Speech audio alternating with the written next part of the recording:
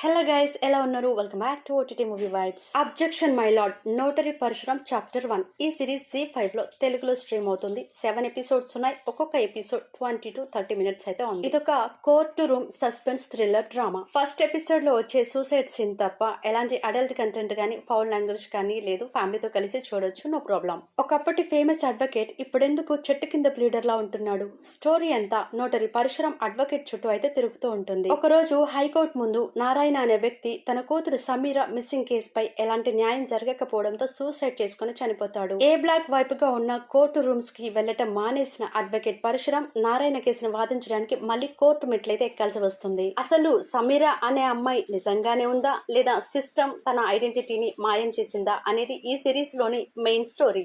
Episodes ముందుకు వెళుతున్న కొద్దీ వచ్చే సస్పెన్స్ ట్విస్ట్లు ఇంట్రెస్టింగ్ గా ఉంటాయి. చాలా ఏళ్ల తర్వాత కేసును వాదించడం వల్ల అడ్వకేట్ పరశురామ్ పానిక్ అవ్వడం, ఒక మిడిల్ క్లాస్ ఫాదర్ లా ఇంకా నాలెడ్జబుల్ లాయర్ గా శ్రీకాంత్ యాక్టింగ్ ఈ సిరీస్ కి మెయిన్ స్ట్రెంత్ అని చెప్పొచ్చు. ముఖేష్ రిషి పర్ఫార్మెన్స్ గురించి మనం మాట్లాడుకోవాల్సిన పని లేదు, ఎందుకంటే he's a very good actor. ఈ సిరీస్ లో అతని క్యారెక్టర్ కొంచెం హైప్ తగ్గినట్లయితే నాకు అనిపించింది.